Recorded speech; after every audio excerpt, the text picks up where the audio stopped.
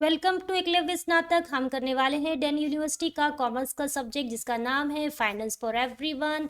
आज हम करेंगे यूनिट 2 का लेसन 1। यूनिट 1 में पहले कंप्लीट कर चुकी हूं तो आप जाकर देख सकते हैं। तो लेसन 1 का नाम है introduction to banking and insurance.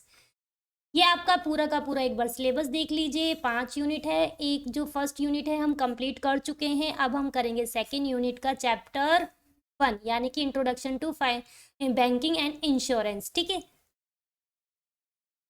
देखिए ये आपका पूरा का पूरा जो इस चैप्टर में जो दिया गया है ये सारे के सारे पॉइंट्स हम कवर करने वाले हैं। अगर आप चाहते हैं कि इस वीडियो का आपको पीडीएफ मिल जाए तो जल्दी से जाकर टेलीग्राम पर एकलव्य स्नातक 1 को ज्वाइन कर सकते हैं। अगर आपको फैक्ट्स जानने का शौक है तो आप फैक्ट्स भारत को जल्दी से जाकर सब्सक्राइब कर लीजिए। यहाँ पर आपको सारा का सारा यूजफुल कंटेंट मिल जाएगा। चलिए शुरू करते हैं। सबसे पहला हमारा टॉपिक है टाइप्स ऑफ बैंक। देखिए सबसे पहले टाइप ऑफ बैंक्स में अगर आपने मेरे पिछले लेक्चर सुने हैं तो आरबीआई सबसे ऊपर आता है, यानी कि ये बैंकों के पिताजी हैं। ठीक है, तो ये जो सेंट्रल बैंक है एक तरह का हमारी कंट्री का जो है ये सेंट्रल बैंक होता है, इसे हम बैंकर्स बैंक भी कहते हैं। ये क्या करता है, फंक्शनिंग जो इसके फंक्शन है वो क्या करता है, रेगुलेट करता है पूरी की पूरी बॉडी को। जो भी इसके अंदर इंडिया के अंदर जितने भी बैंक्स आते हैं उन सबको क्या करता है, ये रेगुलेट करता है, चलाता है, सुपरवाइज करता है। फंक्शनिंग जो भी बैंकों के फंक्शंस होते हैं, काम होते हैं, उनको सुपरवाइज करता है। जितने भी इंडिया के अंदर बैंक्स आते हैं सब पर नज़र रखता है। इट हैज़ की रोल, जो इसका मेन जो रोल है वो है perform information the monetary policies, यानी कि ये सारी की सारी जो मॉनेटरी पॉलिसीज़ होती हैं उनको इन्फॉर्मेशन के थ्रू गाइड करता है। फॉरेन एक्सचेंज मैकेनिज्म को कंट्रोल करता है। यानी कि इसका मतलब ये हुआ कि इंडिया के अंदर जितने भी मॉनेटरी पॉलिसीज़ होती हैं उनको अप्लाई करना, उनको अपडेट करना, सब का सब काम कौन करता है, आरबीआई करता है।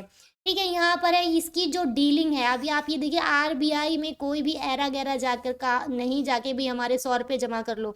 तो यानी कि जो आरबीआई है वो पब्लिक डीलिंग नहीं करता, उसके अंदर जितने भी बैंक्स आते हैं वो उनको चलाता है, उनके ऊपर नज़र रखता है, वो अपनी जो गाइडलाइंस है उसको देखता है कि भाई सारे बैंक्स उसके दी हुई गाइडलाइंस को फॉलो करते हैं या नहीं करते।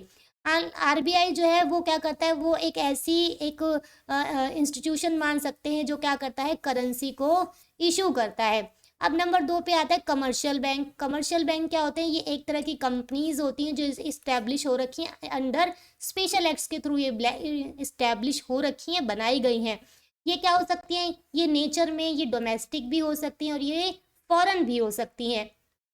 अब आते हैं, देखिए अब यहाँ पर है जो आपके कमर्शियल बैंक्स होते हैं वो 2 टाइप्स के होते हैं। एक होते हैं शेड्यूल बैंक्स, एक होता है नॉन शेड्यूल बैंक्स। अब देखिए शेड्यूल बैंक्स कौन सा होता है, सबसे पहले ये जान लीजिए शेड्यूल बैंक्स है वो आरबीआई की जो एक शेड्यूल लिस्ट है उसकी सेकंड शेड्यूल में क्या है, वो लिस्टेड होते हैं। यानी कि आरबीआई की सेकंड शेड्यूल में वो बैंक लिस्टेड होते हैं। 1944 का ये है। इस शेड्यूल के अंदर ये जो बैंक होते हैं ये क्या कर सकते हैं, ये 5 लाख तक की जो कैपिटल है उसको रेज कर सकते हैं। यानी कि आरबीआई के सेकंड शेड्यूल में जो बैंक लिस्टेड होते हैं वो शेड्यूल बैंक के अंदर आते हैं और ये 5 लाख की जो कैपिटल है या जो रेज है वो फंड को रेज कर सकते हैं। दिस फर्दर कैटेगराइज, अब देखिए जो ये जो आपकी कमर्शियल बैंक है आप प्राइवेट भी हो सकते हैं, पब्लिक भी हो सकते हैं, फॉरेन भी हो सकते हैं और मल्टीनेशनल भी हो सकते हैं। कोऑपरेटिव बैंक्स जो होता है वो इसी कैटेगरी में फॉल करता है। ठीक है, अब आता है नॉन शेड्यूल बैंक्स, यानी कि वो सारे बैंक्स जो लिस्टेड नहीं होते सेकंड शेड्यूल में आरबीआई की।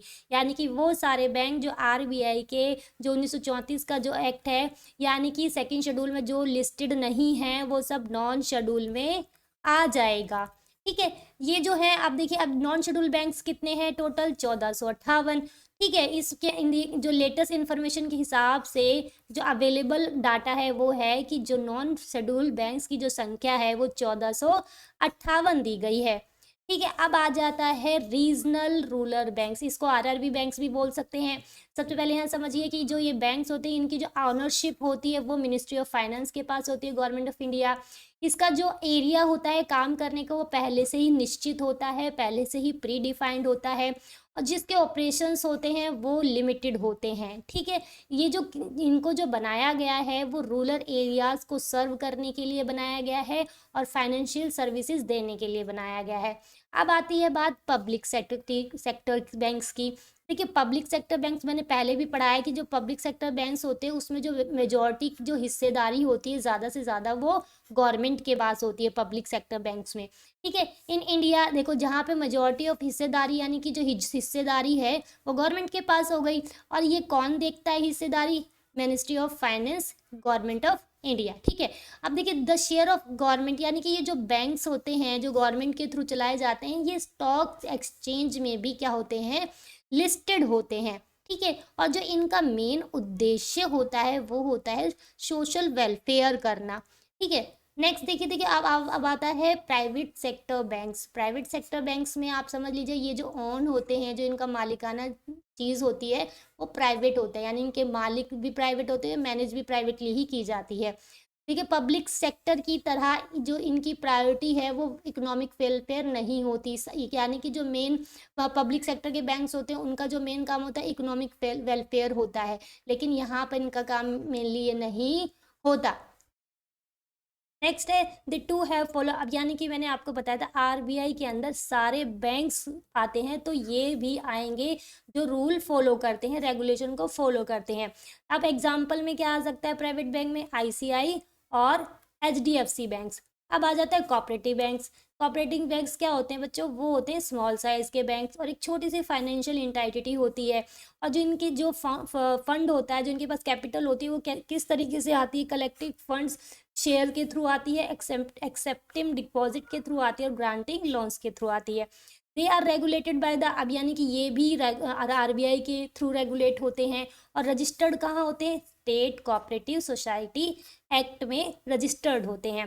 दे कैन जस्ट रूरल और अर्बन, ये क्या होता है? ये रूरल भी हो सकते हैं और अर्बन भी हो सकते हैं बाय नेचर। अब इसके एग्जाम्पल क्या हो सकते हैं? राजस्थान स्टेट कोऑपरेटिव बैंक इसका एग्जाम्पल है, महाराष्ट्र स्टेट कोऑपरेटिव बैंक इसका एग्जाम्पल माना जा सकता है।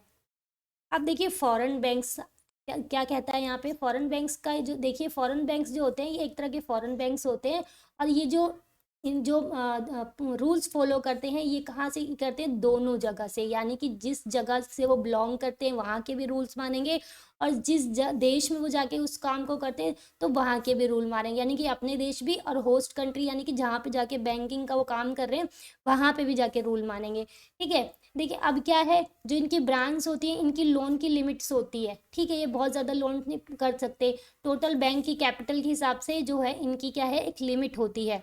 ये क्या कर सकते हैं? ये अब ज़्यादा से ज़्यादा लोन प्रोवाइड कर सकते हैं अपनी सब्सिडरी बैंक्स में। अब ये क्या हो सकते हैं? ये they are neither government on banks और नो रजिस्टर्ड इंडिया, यानी कि ये बैंक्स तो होते हैं लेकिन ना तो ये हमारे इंडिया के थ्रू चलाए जाते हैं ना ही इंडिया के अंदर रजिस्टर्ड होते हैं। क्या आता है इसमें? एग्जाम्पल कौन से? HSBC, बार्क्लेज, स्टैंडर्ड चार्टर्ड अकाउंट, ये कुछ बैंक्स ऐसे हैं जो हमारे इंडिया में एज ए फॉरेन बैंक्स काम कर रहे हैं। ये क्या करते हैं? ये नहीं, ना तो ये गवर्नमेंट हमारी इनको चलाती है ना ही हमारे इंडिया में रजिस्टर्ड है। ठीक है, अब आता है डेवलपमेंट बैंक्स। जैसे नाम से ही पता चल रहा है कि आज़ादी के बाद से हमें क्या हुआ था? हमें जो लैगिंग सेक्टर्स थे यानी कि जो इकोनॉमी के थ्रू जो डाउन मार रखे थे उन सेक्टर्स को उठाना था हमें आज़ादी के तुरंत बाद से। तो इस तरह के बैंक्स क्या थे? अस्तित्व में आ गए। ठीक है, डेवलपमेंट के लिए इनको जो डिज़ाइन किया गया था मीडियम लॉन्ग टर्म कैपिटल के तौर पर डिज़ाइन किया गया था ताकि प्रोडक्टिव इन्वेस्टमेंट हो सके। और ये चार तरह के होते हैं: इंडस्ट्रियल, एग्रीकल्चर, एक्सपोर्ट इम्पोर्ट और हाउसिंग। यानी कि आज़ादी के बाद जो इकोनॉमी को उठाने का के लिए जो प्रयास किया गया था वो उसके लिए डेवलपमेंट बैंक्स लेकर आया कॉन्सेप्ट और उसमें चार तरह के जो इन्वेस्टमेंट थे, लोन्स प्रोवाइड किए गए थे, वो थे इंडस्ट्रियल, एग्रीकल्चर, एक्सपोर्ट इम्पोर्ट और हाउसिंग। ठीक है, समझ में आ रहा है? They are known as specialised financial institution, ये इस तरह से जाने जाते हैं, स्पेशलाइज्ड फाइनेंशियल इंस्टीट्यूशन के तौर पे ये जाने गए। अब आता है एक्सपोर्ट इम्पोर्ट बैंक्स, यानी कि देखिए ये कब अस्तित्व में आए थे? ये जब सोल पर्पस होता है, जो एकमात्र उद्देश्य होता है, क्या होता है कि जब आपको फॉरेन ट्रेड जो होता है प्रमोट करना होता है तो उसके उद्देश्य से ये इंपोर्ट और एक्सपोर्ट बैंक जो थे वो अस्तित्व में आ गए। एक्सपोर्ट इंपोर्ट जो बैंक होते हैं वो स्टैब्लिश होते हैं, यानी कि जो उनका जो जन्म होता है वो क्या होता है? फाइनेंस प्रोवाइड कराने के लिए होता है और मेनली इनका जो फील्ड होता है वो क्या होता है? एक्सपोर्ट इंपोर्ट के थ्रू कमर्शियल हेल्प करना कमर्शियल बैंक से। ठीक है। अब आता है हाउसिंग बैंक्स। हाउसिंग बैंक्स का जो है ना मेन है, ये फाइनेंस देते हैं, पैसे देते हैं, हेल्प करते हैं हाउसिंग सेक्टर में। अब हाउसिंग सेक्टर में कैसे देते हैं, एक्टिविटीज़ जो होती हैं वो कौन कौन सी हो सकती है हाउसिंग सेक्टर्स में, कंस्ट्रक्शन हो सकता है घर का, प्लॉट्स हो सकता है लेना, हाउस रिपेयर हो सकता है, तो ये हाउसिंग बैंक में आ जाएंगे। अब बता, national housing bank was establish जो था, ये क्या करता है, फाइनेंस देता है कमर्शियल, जितने भी लोन जो होते हैं ना, देखो वो क्या होता है, कमर्शियल बैंक से जल्दी देता है और इजीली देता है। और जो अदर एजेंसी होती है, जो गवर्नमेंट डीलिंग बैंक होते हैं, वो उतना ज़्यादा लोन में इतना इन्वॉल्व नहीं होते, क्योंकि इजीली बैंक जो होता है वो लोन प्रोवाइड करता है, वो मेनली कौन से होते हैं, कमर्शियल बैंक्स हो जाते हैं। ठीक है। अब आता है वेरियस टाइप्स ऑफ अकाउंट्स। बहुत ही इजी है ये कि भाई अकाउंट्स जो होते हैं वो कौन कितने तरह के होते हैं। अब आता है पहले, सबसे पहले आता है सेविंग अकाउंट। सेविंग अकाउंट जो होता है बहुत एक सिंपल सा बेसिक अकाउंट होता है, जो आपको ये इजाज़त देता है कि भाई आप अपना पैसा डिपॉजिट कर ले सेफली बैंक में और निकाल ले। ये आपको श्योरिटी देता है कि भाई जो आपका पैसा है वो सेफ है और आप उसको ईजिली एक्सेस कर सकते हैं जब भी आपको ज़रूरत होती है। आप क्या कर सकते हैं, अपना पैसे को विड्रॉ कर सकते हो जब भी आप चाहे डिजिटली, यानी कि जो आप ऑनलाइन होता है उसके तरीके से भी कभी भी किसी भी समय निकाल सकते हैं। अगर आप फॉरेन, यानी कि जो विदेशी इंसान है, जो विदेशी व्यक्ति भी है, वो भी हमारे देश में एक अकाउंट खुलवा सकता है। ठीक है। और जॉइंट कैपेसिटी के साथ। और वो क्या कर सकता है, बस उसको क्या चाहिए, केवाईसी जो फॉर्म्स है उसको फिल करनी पड़ेंगी। अब आता है टर्म डिपॉजिट। टर्म डिपॉजिट क्या होता है, एक दूसरा नाम है फिक्स डिपॉजिट का, जहां पर आप अपने फंड्स को डिपॉजिट कर देते हैं एक फिक्स पीरियड के लिए। क्या कर देते हैं, एक फिक्स पीरियड के लिए अपने पैसे को जमा कर देते हैं। अब जो टर्म डिपॉजिट इन्वेस्टमेंट होती है वो शॉर्ट टर्म मैच्योरिटी होती है, जिसमें आप कितने दिन का आप उसको डिपॉजिट कर सकते हैं, वो 1 महीने से लेकर कब तक हो सकती है, 3 साल तक हो सकती है। और इसका जो रेट होता है हाई इंटरेस्ट होता है। ठीक है। इसका मतलब ये हुआ कि आप अपने पैसे को, जब तक वो पैसा जमा है तब तक आप उस पैसे को एक्सेस में नहीं ला सकते, जब तक आपका टाइम ख़त्म ना हो जाए।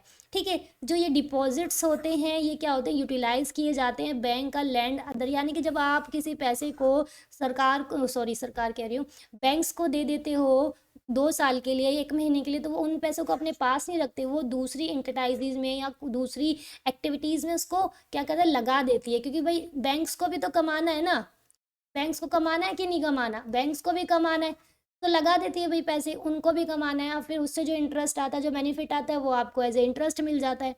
ठीक है। अब आता है करंट अकाउंट। करंट अकाउंट जो होता है, देखिए एक तरह का ये अकाउंट होता है जो खासकर प्रोफेशनल लोगों के, प्रोफेशनल जो होते हैं या बिजनेसमैन वाले लोग जो होते हैं ना, उनके लिए इस्तेमाल किया जाता है। ये क्या करता है, बहुत डीलिंग लार्जली विद, यानी कि इस तरह के अकाउंट्स में पैसे आते हैं जाते हैं, आते हैं जाते हैं, बहुत ही ज़्यादा लिक्विडेशन होती है। लिक्विडेशन का मतलब होता है पैसे निकलते रहते हैं, डलते रहते हैं, एक स्टेबिलिटी नहीं होती है, कोई लिमिट नहीं होती है ट्रांजैक्शन की, दिन में 36 बार पैसे निकालो और डालो, ये आपका अनलिमिटेड ट्रांजैक्शन होता है। ठीक है। इसके अंदर जब पैसा ही अनलिमिटेड निकाला जा रहा है, डाला जा रहा है, तो यहाँ पे क्या होगा, इंटरेस्ट जो होता है बिल्कुल नहीं होता। ठीक है। यानी कि जब पैसा बार बार निकलेगा तो वहाँ पे आपको इंटरेस्ट का बेनिफिट नहीं मिलेगा। अब आता है रिकरिंग डिपॉजिट। रिकरिंग डिपॉजिट क्या होता है, देखो कॉमनली इसको आरडी भी कहा जाता है। ये एक तरह का यूनिक टर्म डिपॉजिट होता है जो इंडियन बैंक्स प्रोवाइड करती है। देखिए इस तरह के जो बैंक्स होते हैं वो बहुत ज़्यादा सुटेबल होते हैं उनके लिए जो इच्छा रखते हैं अर्निंग फेयर रिटर्न, यानी कि उनको अच्छा खासा रिटर्न मिल जाए भाई उनकी सेविंग्स के ऊपर, तो ये उनके लिए बहुत अच्छा है। अब जो डिपॉजिटर्स होते हैं वो क्या करते हैं, एक प्री डिसाइड अमाउंट मंथली देते रहते हैं, पहले डिसाइड कर लेते हैं कि 20,000 रुपये महीना हमें देने हैं, और वो स्पेसिफिक टाइम तक उस पैसे को देते रहते हैं। फिर क्या होता है कि दे विल गेट, जब वो टाइम पूरा होता है तो जो उसका लमसम होता है, जो निचोड़ होता है, जो पूरा पैसा होता है, उसके साथ साथ उनको वो अपना प्री हैंड करके भरते रहते हैं, और जो स्पेसिफाइड पीरियड तक, तो जो इसके ऊपर जो इंटरेस्ट कैलकुलेट होता है वो क्वार्टरली होता है। ठीक है। कंपाउंडेड बेस होता है, तो वो उनको मिल जाता है, यानी कि स्पेसिफिक पीरियड के बाद उनको क्या होता है, अच्छा खासा रिटर्न मिल जाता है। अब आता है अब डॉक्यूमेंटेशन, यानी कि जब आप बैंक में हमने बैंकों के बारे में भी पढ़ लिया, हमने अकाउंट्स के बारे में पढ़ लिया, अब हम पढ़ेंगे कि भैया इनको खोलने के लिए क्या क्या रिक्वायरमेंट्स होती है, और जिन रिक्वायरमेंट्स जो जो रिक्वायरमेंट्स होती हैं उनमें क्या क्या चीज़ें चाहिए होती है। सबसे आता है पहले पैन कार्ड। अब पैन कार्ड क्या होता है, पैन कार्ड एक परमानेंट अकाउंट नंबर होता है जिसमें कितनी डिजिट होती हैं, 10 डिजिट होती हैं, जो अल्फ़ा न्यूमेरिक होती है, यानी कि उसमें ABCD भी होता है और 1 2 भी होता है। ठीक है, मिक्सअप होता है अल्फा न्यूमेरिक। ठीक है, ये कहाँ से इशूड होता है, ये होता है इनकम टैक्स डिपार्टमेंट से इशूड होता है। और जो ये आइडेंटिफाई करता है कि भाई हमारे टैक्स पेयर कौन कौन है कंपनी में, एक तरह की आईडी ले लो, समझ लीजिए इसको। जो पैन कार्ड होता है वो इंट्रोड्यूस करता है एक ऐसी फैसिलिटी लिंक है जिससे आपके वेरियस जो डॉक्यूमेंट होते हैं वो लिंक होते हैं। जैसे आपका पैन कार्ड डालोगे तो आपके सारे असेसमेंट जितना सब कुछ निकल कर आ जाएगा। अब दूसरा जो प्रूफ चाहिए होता है बैंक में, वो क्या चाहिए होता है, एड्रेस प्रूफ। अब देखिए, अकाउंट खोलने से पहले क्या करना होता है, आपको एक एड्रेस प्रूफ देना होता है जो ये वेरीफाई करता है कि भैया मेरा जो कस्टमर है जो वो है रियल है, उसकी जो आइडेंटिटी है वही है जो बता रहा है। कि कोई कहता है कि भाई मैं रमेश हूँ, तो ऐसा नहीं है कि उसने कह दिया और हमने मान लिया रमेश है। हमें देखना है कि भैया उसकी आईडी में वो सच में ही रमेश है, या वो फलानी जगह रहता है तो सच में ही रहता है। यानी कि हमें क्या करना है, अपने कस्टमर को आइडेंटिफाई करना है। अब वैलिड एड्रेस प्रूफ में क्या क्या आ जाता है, पासपोर्ट आता है, ड्राइविंग लाइसेंस आता है, वोटर आईडी कार्ड आता है, जॉब कार्ड आता है जो नरेगा से डली साइन होना है ऑफिसर से, ठीक है, आधार कार्ड आता है, बिजली बिल आता है रीसेंट, जो 3 महीने जो रीसेंट बिल होता है, स्टेटमेंट चाहिए आपके बैंक्स की, वो भी रीसेंट चाहिए होती है। ठीक है, प्रॉपर्टी टैक्स और जो म्यूनसिपल टैक्स रिसिप्ट होती है नॉट मोर देन 1 ईयर, वो क्या होना चाहिए, 1 साल से ज़्यादा पुरानी नहीं होनी चाहिए। अब आ जाते हैं केवाईसी नॉर्म्स। आपने ये टर्म बहुत ज़्यादा सुना है, केवाईसी आजकल तो बड़ा ट्रेंड में है। तो सबसे पहले इसकी जो फुल फॉर्म होती है उसका मतलब होता है नो योर कस्टमर, अपने कस्टमर को जानो। ये एक तरह का मैकेनिज्म होता है जो ये वेरीफाई करता है कि जो आपका कस्टमर की जो आइडेंटिटी है वो क्या है। एक अकाउंट खोलने से पहले आप उसको चेक करते हैं। तो जो कस्टमर है कैन बी जो जो आपका कस्टमर है वो पहचाना जाएगा कि भाई वो जो कह रहा है वो सही है और वो कैपेबल है या नहीं। अगर दूसरे शब्दों में देखा जाए तो क्या है, ये एक तरह से श्योरिटी होती है कि भाई जो आपका क्लाइंट्स है वो जेन्युइन है या नहीं है। वो कह रहा है कि भैया मेरा नाम राम है या मेरा नाम रहीम है या जो भी है, तो यानी कि क्लाइंट्स जेन्युइन है या नहीं है, या जो वो कह रहा है वो सच में क्लेम कर रहा है वो है भी या नहीं, बस वही वेरीफाई करना है। ठीक है, अब आता है वेरियस टाइप्स ऑफ लोन्स। अब आपकी वेरियस टाइप लोन्स में कौन कौन सा है, अब देखो सबसे पहले आता है एजुकेशन लोन।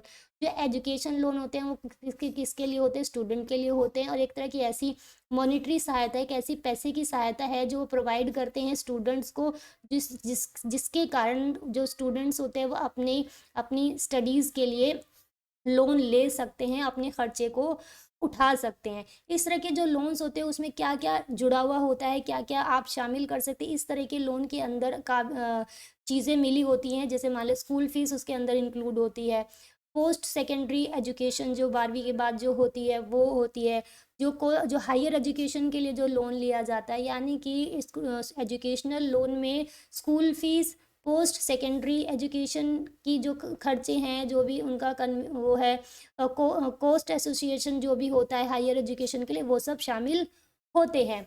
अब देखिए, अब बेस्ड ऑन लोकेशन के लिए देखा जाए तो जो आपके स्टूडेंट लोन होते हैं वो डोमेस्टिक भी हो सकते हैं, फॉरेन भी हो सकते हैं। किसी को विदेश में जाके पढ़ना है, किसी को अपने देश में ही पढ़ना है। और ये दूसरे तरीके से ये एक तरह से ऐसे भी हो सकते हैं कि भाई सेकेंडरी तौर पे चाहिए, सीनियर सेकेंडरी तौर पे चाहिए, अंडर ग्रेजुएट और पोस्ट ग्रेजुएट लेवल पे आपको एजुकेशन लोन चाहिए। अब देखिए, जो आपको जो लोन लेना है वो 3 तरीके से डिवाइडेड किया है। यानी कि या तो आपको करियर इन्हेंसमेंट के थ्रू के वजह से आपको लोन मिल जाए कि भाई मुझे अपने करियर में इम्प्रूव करना है इसलिए मुझे लोन चाहिए। अब दूसरा लोन जो होता है वो कैसे मिले, जो थर्ड पार्टी गारंटी, यानी कि आपको तो लोन दिया जा रहा है लेकिन जो उसका गारंटर है कोई तीसरा बंदा है, तो उसके बेस पे आपको लोन मिल गया है। एक लोन आपको तब मिलेगा जब आपने अपनी प्रॉपर्टी या कोई ऐसी सिक्योरिटी रख दी जिसके एवज में जब आप नहीं भर पा रहे तो उस चीज़ से जो बैंक है अपना वसूल कर लेगा। तो यानी कि जो अदर वे होते हैं लोन के, वो मैंने आपको बता दिया। 3 तरीके हैं जिस तरह से आपको लोन मिल जाएगा। अब क्या आता है, कंज्यूमर ड्यूरेबल लोन्स क्या होते हैं। अब तरह का ये एक तरह का जो क्रेडिट होता है, एक तरह का ऐसा लोन होता है कंज्यूमर के लिए, ऑप्शन होता है जो हाउस होल्ड अप्लाइंसेज होते हैं, जो घरेलू चीज़ें होती हैं ना, उनको ख़रीदने के लिए, या जो इलेक्ट्रॉनिक्स चीज़ें होती हैं उनको ख़रीदने के लिए इस तरह के लोन्स को दिया जाता है। और ये लोन उन्हीं चीज़ों पे दिया जाता है जिन चीज़ों की लाइफ जो होती है वो 3 साल होते हैं। यानी कि ऐसे प्रोडक्ट्स पर ये लोन दिया जाता है जिनकी ज़िंदगी यानी कि जो 3 साल तक टिक पाती हैं। जो इसकी क्रेडिट हिस्ट्री है वो ज़रूरी नहीं होती है, यानी कि आपके अकाउंट में 5 लाख पड़े हैं तो ये इनफ नहीं है 5 लाख है। आपकी जो एबिलिटी है वो पे बैक की देखने की, यानी कि जो इनकम है आपकी वो मोर इम्पोर्टेंट, यानी कि आपने तो 5 लाख एक झटके में उड़ा दिए तो बैंक तो रह गया ना चौपट चौपट। तो आपको वो क्या करेगा, वो ये देखेगा कि भैया आप मंथली कमा रहे या नहीं कमा रहे, आपके पास एक पैसे आने का जरिया है या नहीं है, वो क्या है मोस्ट इम्पोर्टेंट बात है। अब जो एबिलिटी है इस लोन की, यानी कि इस ये वाला जो लोन है वो 21 साल से लेकर 60 साल तक के लोग ले सकते हैं। अब देखिए जो क्वालिफाई करना है इस लोन के लिए बहुत ही सिंपल सा है। एक हर कोई भी बंदा हो, उसकी जो मंथली इनकम हो वो कम से कम 18 से 20 हज़ार होनी चाहिए या उससे ज़्यादा होनी चाहिए। जो इंटरेस्ट होता है इस पे क्या होता है, वह बहुत ज़्यादा हाई होता है, और मैक्सिमम लिमिट जो होती है वो 5 लाख होती है। यानी कि जो आप ये वाला लोन ले सकते हो, इसकी जो लिमिट है वो 5 लाख है, लेकिन वो आपको 36 महीनों में क्या करना पड़ेगा, रिटर्न करना पड़ेगा विद इंटरेस्ट। अब आता है व्हीकल लोन। व्हीकल लोन वही बात है सिंपल सा, अगर आपको कोई लोन चाहिए व्हीकल के लिए जिसमें 2 व्हीलर भी आ जाते हैं, 4 व्हीलर भी आ जाते हैं, खरीदना है परचेज करना है, तो आपको व्हीकल लोन लेना पड़ेगा। ये दो तरीके से क्लासिफाइड हो सकते हैं, यानी कि एक तो पर्सनल व्हीकल भी हो सकता है जो आप पर्सनल लेवल पे लो, कमर्शियल भी हो सकता है जैसे ट्रक हो गए, या आपको ओला उबर ही चलाना है तो वो कमर्शियल में आ गया है। ठीक है, जो ये लोन होते हैं इसमें कोई गारंटर नहीं चाहिए होता है। इस तरह के जो लोन्स होते हैं इसमें कोई गारंटर की ज़रूरत नहीं होती है। इसमें जो होता है, जो बैंक्स होते हैं ना या फाइनेंशियल कंपनी हो जाती है, इनके में जो अट्रैक्टिव जो, यानी कि जब आप कभी गाड़ी लेने जाओगे तो आपको आप हर बैंक से पता करोगे ना तो वहाँ पे बहुत ही कम्पिटिटिव रेट्स हो जाते हैं। माइनर सा पॉइंट में फ़र्क आता है, हम 6.5 पे दे देंगे, हम 6.6 पे दे देंगे। तो जो इनमें जो रेट आता है ना बैंकों से निकल के, वो बहुत ही ज़्यादा कॉम्पिटिटिव होता है। आप इस लोन को ऑफलाइन भी ले सकते हैं और ऑनलाइन भी ले सकते हैं, दोनों के दोनों ऑप्शन आपके लिए अवेलेबल होंगे। ठीक है, जो लोन्स होते हैं वो कम से कम जो होता है कितने महीने के लिए अवेलेबल होता है, 60 महीनों के लिए जो लोन होता है ये अवेलेबल होता है। अब आता है होम लोन। होम लोन में क्या होता है, सिंपल सा जो होम लोन होता है वो एक तरह का अमाउंट होता है, क्या होता है, जो जहाँ पे एक इंसान खर्च लेता है बैंक से, फाइनेंशियल इंस्टीट्यूशन से लेता है अपने घर के लिए, या तो उसे वो घर खरीदना होगा, या रीसेल करना होगा, या कंस्ट्रक्ट बनवाना होगा, या उसमें कुछ रिनोवेशन करनी होगी, या उसको बढ़ाना होगा। यानी कि इन सारी चीज़ों की ज़रूरत होती है, इनमें से कोई भी चीज़ की ज़रूरत होती है तो आप होम लोन ले सकते हैं। होम लोन का मतलब ये नहीं होता कि भाई घर ही खरीदना है, आप उसको रीसेल करने के लिए भी ले सकते हैं। कंस्ट्रक्ट यानी कि तुड़वा रहे हो या घर में सजा रहे हो, रिनोवेशन करवा रहे हो, तो उसके भी लिए लोन ले सकते हो। अब देखिए जो फीचर्स होते हैं, जो बेनिफिट होते हैं होम लोन्स के, वो क्या क्या होते हैं। ईजीली मिल जाता है, आप उससे मल्टीपर्पज़ कर सकते हैं, घर तुड़वा सकते हैं, बनवा सकते हैं, रीसेल कर सकते हैं, कुछ भी कर सकते हैं। ठीक है, जो इसका इंटरेस्ट होता है वो लोअर होता है क्योंकि ये लंबे टाइम के लिए होता है। फास्टेस्ट होता है, जल्दी से आपको ये लोन मिल जाता है, लंबे समय के लिए मिल जाता है, इसीलिए जो इंटरेस्ट रेट जो है वो आपको कम लगता है। टैक्स बेनिफिट मिल जाते हैं और टॉपअप मिल जाता है। टॉपअप का मतलब आप तो जानते ही होंगे, मान लीजिए आपने 2-3 साल पैसे दिए और फिर वापस से लोन उठा लिया और वापस से वो 15 लाख हो गए। ठीक है, यानी कि टॉपअप का मतलब होता है जो बचे हुए लोन को के ऊपर पैसा उठा के वापस से सेम लोन कर देना जो आपका शुरुआत में था। ठीक है, अब आता है शॉर्ट टर्म और मीडियम टर्म के जो लॉन्ग टर्म के लोन्स होते हैं वो क्या होते हैं। देखिए शॉर्ट टर्म के जो लोन्स होते हैं वो उनका जो टाइम होता है वो 1 साल तक का होता है, यानी कि शॉर्ट टर्म के लोन का जो टाइम पीरियड है वो कितना है, 1 ईयर तक का। अब मीडियम टर्म के लोन जो होते हैं उनमें क्या होता है, वो कब तक होते हैं, वो 1 साल से ज़्यादा और 3 साल तक के मीडियम लोन्स आ जाते हैं। अब लॉन्ग टर्म्स के लोन वो आते हैं जो 3 साल से ज़्यादा होते हैं। होप आपको ये पूरा का पूरा चैप्टर समझ में आ गया होगा। तो इसका जो पीडीएफ है आपको टेलीग्राम के ग्रुप में मिल जाएगा, जल्दी से जाके ज्वाइन कर लीजिए, पढ़ते रहिए और आगे बढ़ते रहिए।